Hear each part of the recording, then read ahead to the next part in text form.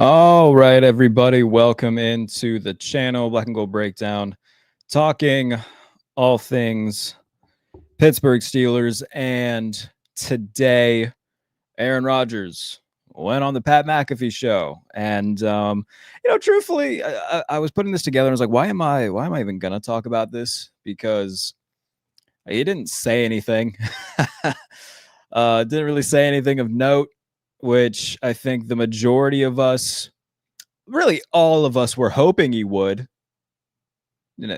We were hoping that he would come on McAfee and say, all right, I intend to play for the Pittsburgh Steelers, or I intend to retire.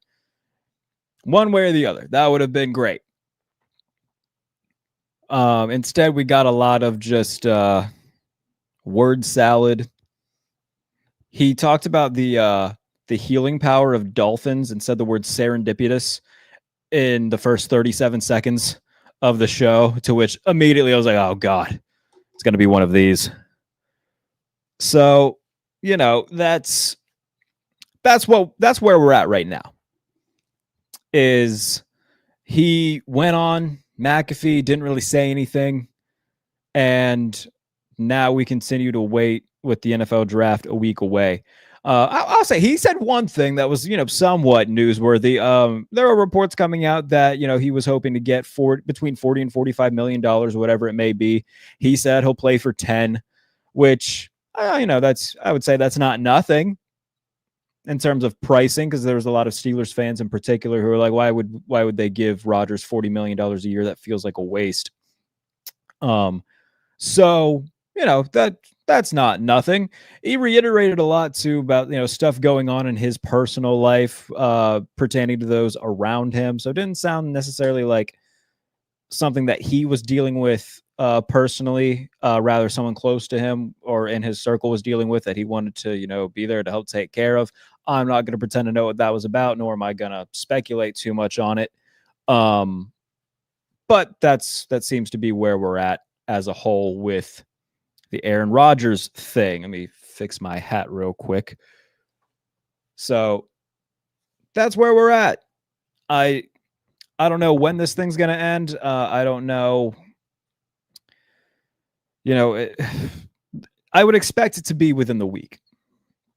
The draft's next week.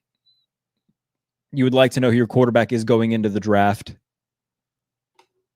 So I would assume it's going to be within a week, but at the same time, I was pretty confident it was going to be during the McAfee Show. Not today, the big night out thing that he did in Pittsburgh. I was pretty confident it was going to take place there, and obviously that didn't. So it's an ongoing thing. Steelers continue to sit in the waiting room of Aaron Rodgers, and that's where we're at.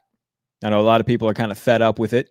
I'm to that point too, where it's just like, man, I like Aaron, but at the same time, it's like, all right, bro, get on with it. Make the decision, because this is getting ridiculous. So would like to see a decision made soon. I know that's what everybody wants. And it's just a matter of, all right, like, when is this thing going to end? Saw a lot of people just tweet pictures of Mason Rudolph during it, and just like, yeah, we're kind of out. This is what we want.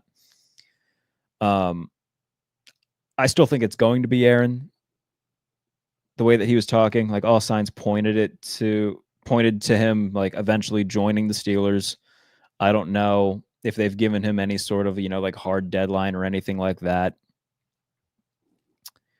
But I still think it's going to be Pittsburgh. I don't think he's gonna retire. I think he's gonna have one more, hoorah in him, and try to, put together a quality season to go out on, because I don't think that a guy that competitive would want to go out on a 5-12 season. And a guy who's won a Super Bowl, won 4 MVPs, I just don't see him going out in a fashion like that, where he spends 2 years with the Jets, one of which he misses basically the entire season outside of like a minute and a half due to a torn Achilles. And then last year, where things just don't go as planned. They go 5-12. Robert Saleh gets fired. There's tons of dysfunction. So I would I would bet that he wants to end his career in a different way.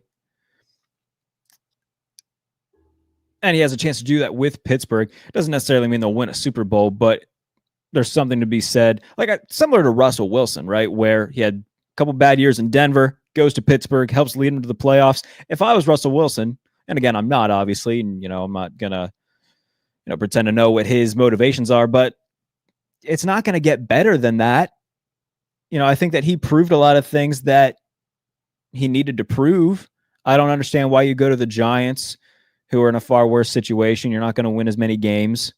That didn't make sense to me.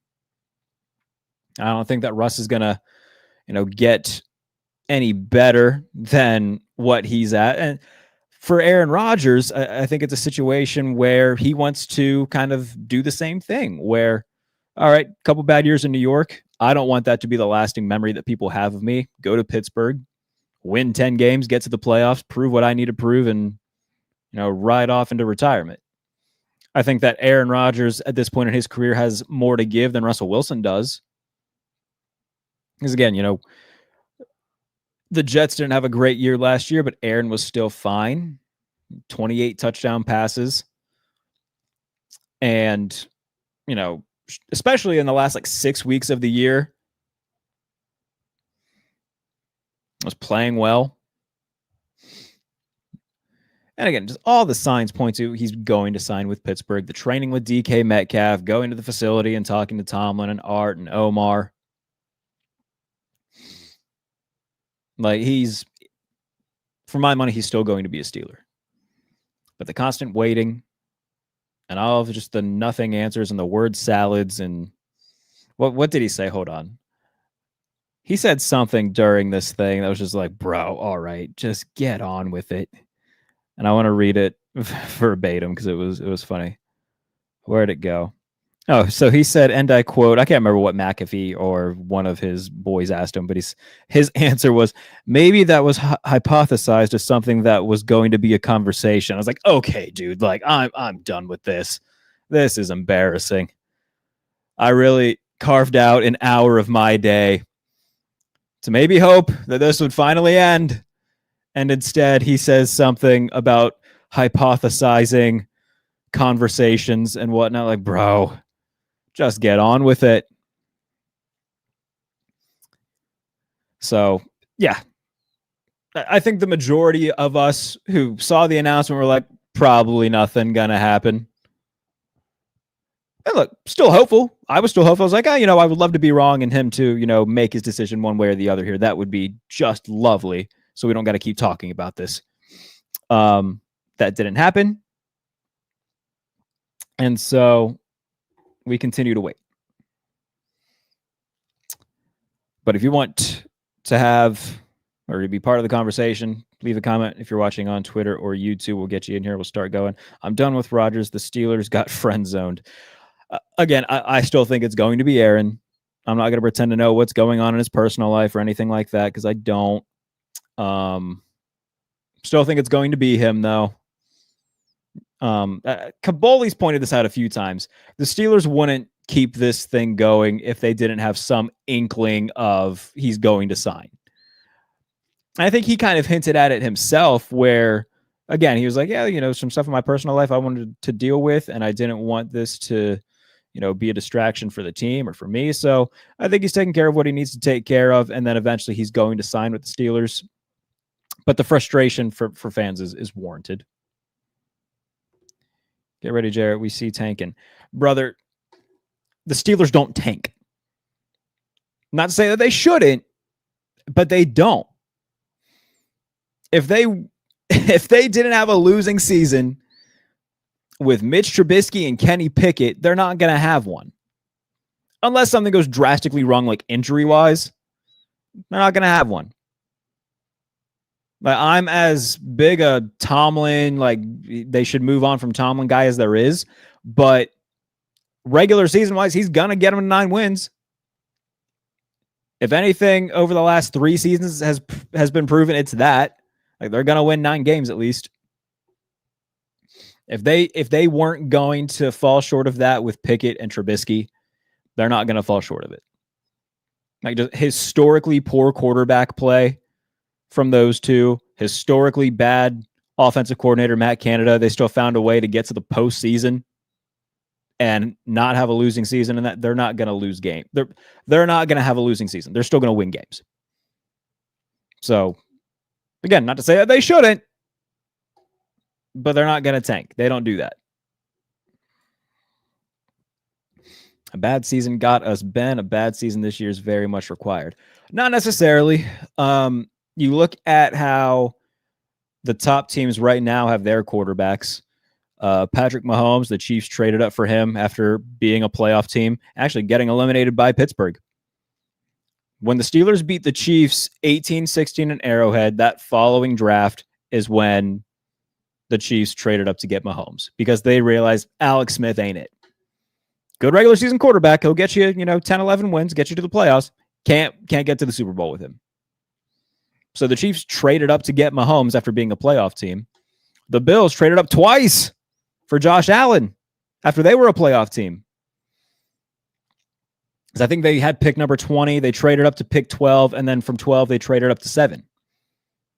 So you don't necessarily need to have a bad year to get a quarterback. And I've said it a million times on this channel over the last month or so since free agency took place and they started getting comp picks. They're planning on trading up. Drafts in Pittsburgh next year. It's a loaded quarterback class. They're for sure planning to trade up in next year's draft. Whether that be for Drew Aller, Arch Manning if he comes out, Lenore Sellers, who the hell else is in next year's class? Garrett Nussmeier. Throw another quarterback name in there. I'm not going to pretend to know all of their names, but Cade Klubnik, I think that's another one. They are very much planning to trade up in next year's draft to get a quarterback. And I'm going to tell you all this right now. If there's a team that every Steelers fan should pay attention to this coming season, it's the Tennessee Titans. Because they are going to be, more than likely, probably drafting the top 5 again. They're taking Cam Ward, but they're still going to be a bad team. And teams in the top 5 who just drafted a quarterback, those are the teams that you got to look at as potential trade partners. Especially in a class like next year where it's expected that a lot of good quarterbacks are going to be coming out. So with the Titans taking Cam Ward this year, it's very unlikely they would take another quarterback unless he's just god-awful. Similar to like what the Cardinals did with Josh Rosen and Kyler Murray. I don't foresee that happening. Again, unless Cam Ward is just terrible. So I'm telling Steelers fans right now, for next year, keep an eye on the Titans, where they end up drafting in 2026, because that will be a team that Pittsburgh looks at and says, all right, they're not going to take a quarterback, so let's try to trade up with them so we can take a quarterback. So keep an eye on that throughout the season. So over the next year, pay attention to what the Titans do. I just remember, do you think we would have sent Peyton Manning into retirement if Antonio Brown and Bell played in that divisional round in Denver? Probably, I would assume. Was that the year that they won the Super Bowl? I'm pretty sure that was, it was a 2015 season. So yeah, probably. He retired right after that anyway. He didn't have a good year that year. So yeah, I assume that would have been it for Peyton. And hell, if Fitzgerald Toussaint doesn't fumble, they win. But he did. That was a heartbreaking loss. So even without AB and Le'Veon Bell, they still almost won against that defense. God, Ben Roethlisberger was so goddamn good. The last few years of his career were just wasted with bad defenses. Oh, it makes me so mad. Sorry. Now you're just getting me riled up about the wasted Killer B years. I can't even be mad about this current team or what Tomlin. To me, it's more about how he still has a job wasting the Killer Bees. Look, man, I think when it comes to Tomlin, you guys know how I feel. think they should have moved on from him this past season. I think after last year would have been a perfect time to move on from him, especially because he was entering the final year of his deal. They didn't need to extend him. You could have made a pursuit for Ben Johnson, and you didn't. Instead, you stuck with your status quo. You know, your 9 or 10 win seasons that you're perfectly okay with having. Now, again, a lot of people like myself are going to keep saying that until they prove us wrong. They seem very content with just winning 9 or 10 games a year, being good enough to not be good enough, but being good enough to not be bad, and give fans like slight slivers of hope that maybe something will change, but never really does. Guaranteed Dan Rooney would have fired Tomlin. Maybe. I don't know. I can't speak for the man, but you know, Art Rooney has been bad for the Steelers. That's for sure. Art Rooney II has been very bad for Pittsburgh. But again, if you missed Aaron Rodgers' appearance on the Pat McAfee Show, you didn't miss anything other than the fact that he said he would play for $10 million. And the way that he was talking about Pittsburgh, it sounds like it'll be Pittsburgh or nobody, which, again, we all assumed already. So I don't see anything new coming from this other than he went on McAfee to, I don't know why, just to chat for a little bit. And, you know, whatever. He's allowed to do what he wants to do. And I've said it before, I like Aaron. Is he a little bit of a, you know, he can say he's not all he wants and that's whatever, but he likes the attention, I'm sure. But at some point, man, like, get on with it. Make the choice. Because, you know, it's just a bit old at this point. Like I said, I like Aaron, but man alive, this whole thing has been very annoying for Steelers fans. It's been very, very annoying in general, right? And I think we're all ready for it to be done. As much as I'm ready for the draft to be done, I'm equally as ready for Aaron Rodgers to just make a decision, whether that's coming to Pittsburgh or retiring. One way or the other, I just make a choice so we know, and we can stop speculating, stop talking about it, move on with our lives, get ready for the season. By the way, OTAs are like a month away, less than a month away. I'd have to look at the exact date. But they're only a few weeks after the draft. When you get everybody in the building and, you know, you have the it's basically a volunteer mini camp. So you have OTAs, and eventually you'll have mandatory mini camp in June. And then training camp in July. And I'll be here before you know it, guys, by the way. I said this all last offseason as well, where the offseason is going to continue to fly by. It always does. As I get older, the offseason gets shorter and shorter, is what I'm noticing. Maybe it's because doing this for a living, you know, you just kind of get caught up in just every little process of the draft, where it's all right, it's free agency, then it's draft, then it's OTAs, then it's minicamp. Oh my God, it's July. So it'll be here before you know it. The point with that, though, is that, you know, even if he doesn't make his decision by the draft, okay, OTAs aren't far behind. He's not going to go to OTAs. Mandatory minicamp, that's in June. Are you going to make your decision by then? Are we going to sit here for another 2 months? I sure as hell hope not. So let's hope that something happens in the next week. And I think I saw Steve Palazzolo said something on Twitter where he's like 7:30 on draft day, like a half hour before the draft starts, he'll make his decision, which would, like, unironically be very funny. just for Aaron to be like, I'm not a big attention guy, but a half hour before the draft starts, let me tell you where I'm going to be playing this year. I think it would be funny.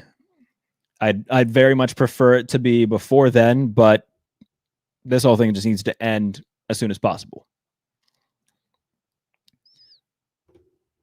M. Sparks, thanks for tuning in.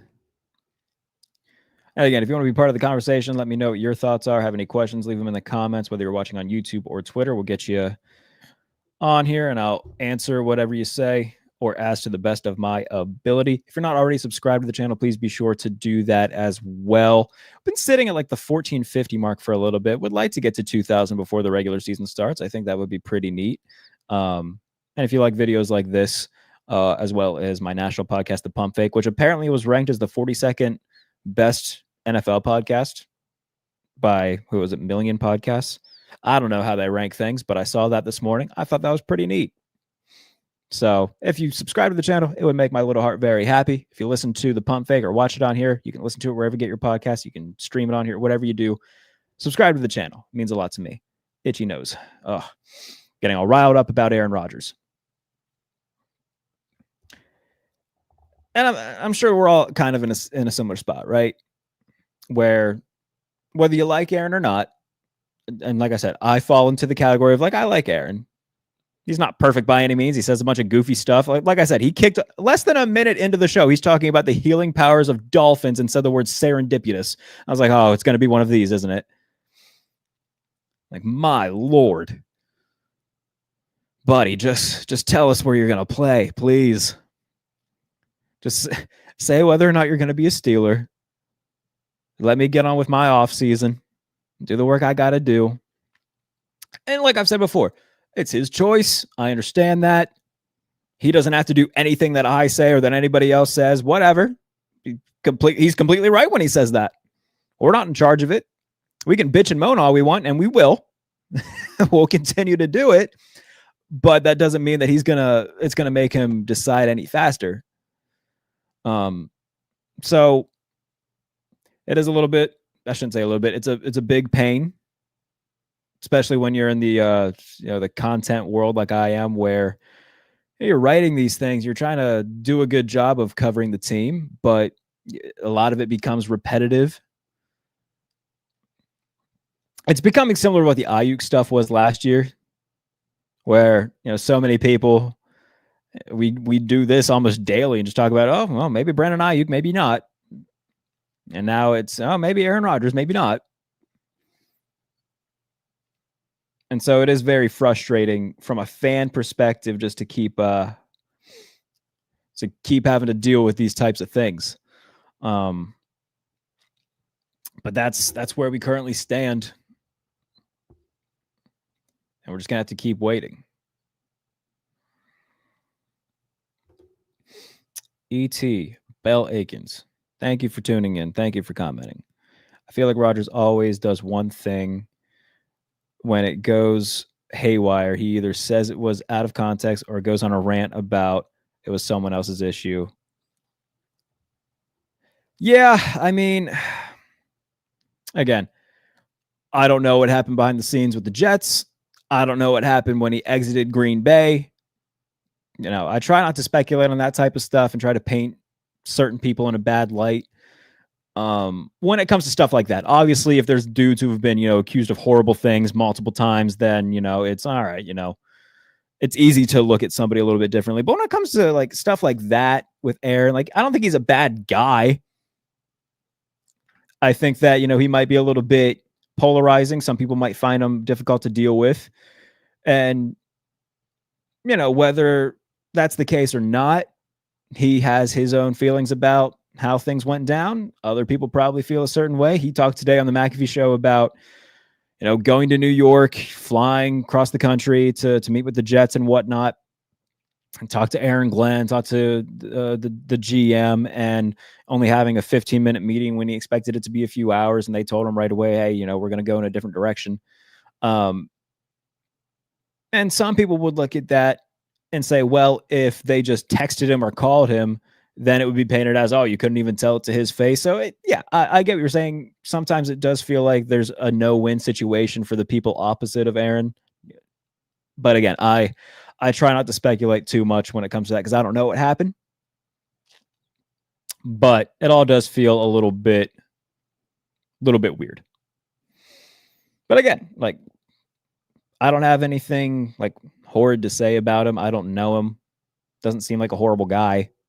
Is he probably a little bit out there? Is he, different? Sure. But yeah, it's a pain in the butt. I do the same, but it feels like it happens often and it just seems repetitive now.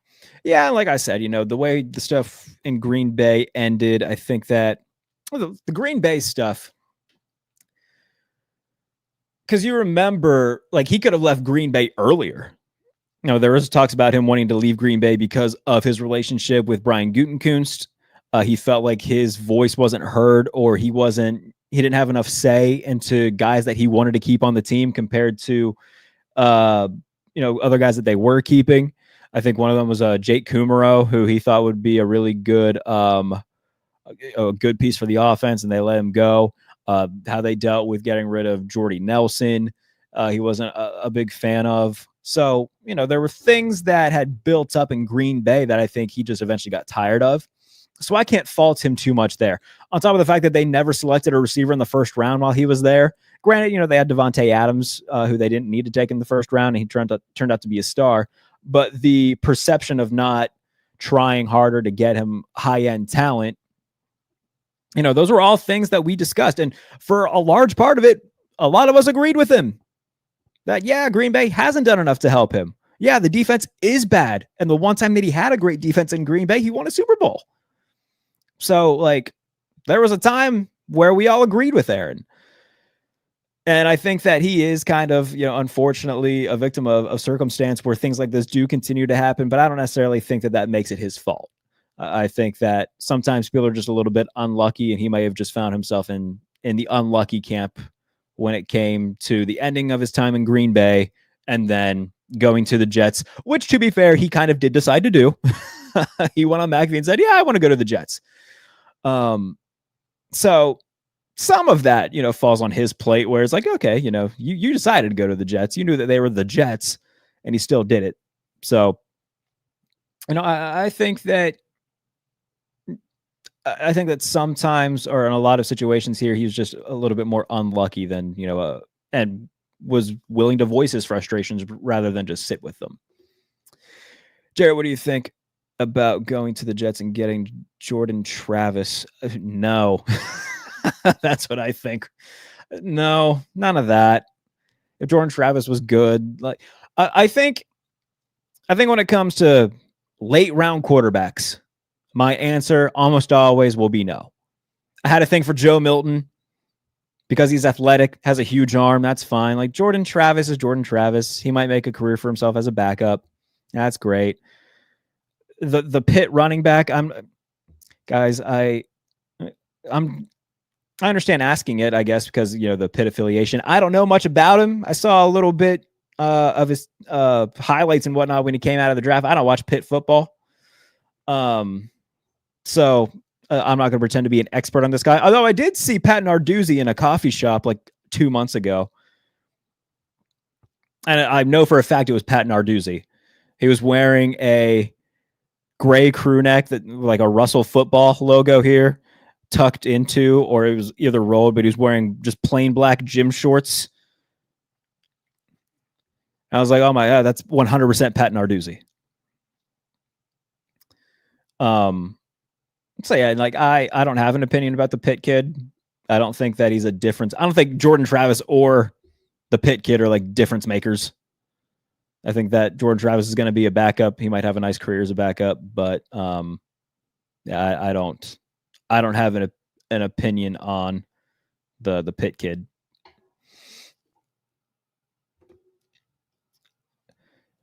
But we're all ready for it to be done. And if you're like me, that pertains to both the Aaron Rodgers stuff and the draft stuff. I was talking to, and if you watch the Pump Fake on this channel, my good friend Matt Verderam from Sports Illustrated joined me yesterday because we both have the same opinion about the draft. And he joked and said that they should just do the draft at the combine All right, you do all the drills, you get all the podium stuff done. All right, you get 48 hours after that, then we'll have the draft. I think that makes perfect sense. Rather than, all right, we're going to wrap the combine 2 days into March, and then we're going to make you sit around for 2 more months and talk about the same things over and over and over again. Have fun. I hate the draft. I hate this process. It takes it wears me down. I get so burnt out. I'm very much done with the draft. I can't be bothered to talk about it. I'm ready for it to be done. So does this mean that the Steelers are more likely to go quarterback if Rodgers doesn't work out? I don't think so. I think that their plan is still very much get a quarterback next year. They might take one like day 3, but if they take a guy day 3, that's not the guy who they think is going to be the future of the franchise. It's, okay, we'll take a flyer on a guy. Our eyes are still set on 2026 with a more loaded draft class where we can move up and get a guy to be the future. But even the Patriots, like, they drafted Drake May knowing full well that's our guy, but we're going to have Joe Milton here just in case. And they put in Joe Milton in a Week 18 game that meant nothing. He played well, and then they got a draft pick for him. Job well done. So, no, they'll probably take a quarterback in like the 4th or 5th round. There's going to be a select number of fans who think that that guy is going to all of a sudden become the greatest thing on earth. Like, they'll take Will Howard or Tyler Show and be like, actually, I think he's God. And like, it's probably not going to pan out. And look, there are the rare occasions where mid-round quarterbacks end up playing well. Kirk Cousins was a mid-round guy. Dak Prescott was a mid-round guy. But they are very much exceptions to the rule, not the rule itself. Because if you look at, especially over the last few years, the guys who've gone mid-rounds, you've seen Spencer Rattler, Ian Book. Who's the Kansas State kid that came out? No, not Nevada. Carson Strong. Felipe Franks. Like, Felipe Franks became a tight end because he wasn't good. So I'm very much Jake Haener. By the way, the Saints took both Jake Haener and Spencer Rattler. So no, I'm not going to hold my breath on a 4th round or 5th round pick quarterback being the future. I don't think the Steelers are either. So I still think their plan is to go into 2026 with a loaded quarterback class, trade up in the 1st round, get a guy that they like to potentially be the future of the franchise. I don't think Aaron's decision one way or the other affects that. Nice cap. Appreciate that. Yeah. My girlfriend actually bought this for me, so that was nice of her. But I think that that's a good place to wrap it. We got, hold on, ET, put in one more. I'll answer this. Steelers and the Browns probably are waiting for next draft for a quarterback. I just wonder who they like. We'll find out. We got a whole year to worry about that. If you think I'm going to talk about the 2026 draft in April of 25, you, my friend, have another thing coming. Now, I will say, I'm a Penn State guy. I like Drew Aller. I know that he had a bad game against Notre Dame where he threw one of the worst interceptions in the history of football. But size-wise, arm-wise, I think that he can be turned into a good pro. I think he's incredibly talented, is very raw, has a lot of kinks to work out, but glad that he went back to school for a year. I think that will better suit him to be more pro-ready. And when the time comes, he'll be a 1st-round pick next year. And hopefully he plays well enough where the Steelers can somehow get him. I'm very biased, obviously, towards Drew Aller. Whatever quarterback they get, it's going to be one of the 1st-round guys next year. Hopefully he ends up being great, and we can exit this quarterback purgatory that the team has been in for a long while. But, obviously I have my preference. But regardless, if you're not already subscribed to the channel, like I said, please be sure to do that. We do a lot of these Black and Gold breakdown shows, every episode of my national podcast, The Pump Fake, as well as other series coming. I'm bringing back Watch the Tape. The first episode is going to be on Josh Allen's best throws from 2024. So that will be coming soon. I will do other ones throughout the off season as well. Top 10 series where I just, it's just a list series breaking down certain things. One I already have in mind that I'm going to do. It's going to be before week 1, just the top 10 week 1 games, stuff like that, different categories and whatnot. That'll be coming back to the channel. So subscribe, make sure you do all that YouTube stuff, turn on notifications, leave a comment, share it around. I appreciate it very, very much. And I'll talk to you guys soon. Hopefully by the next time we talk, we're talking about Aaron Rodgers having made a decision. But within the week, we'll be back on the channel to talk about the first round of the draft after the fact. So whoever the Steelers pick will be back on the channel. We'll have a nice little group chat about it. It'll be a lot of fun. So subscribe, turn on notifications so you know when the channel goes live. Again, appreciate everybody for tuning in. Have a good day. We'll talk soon.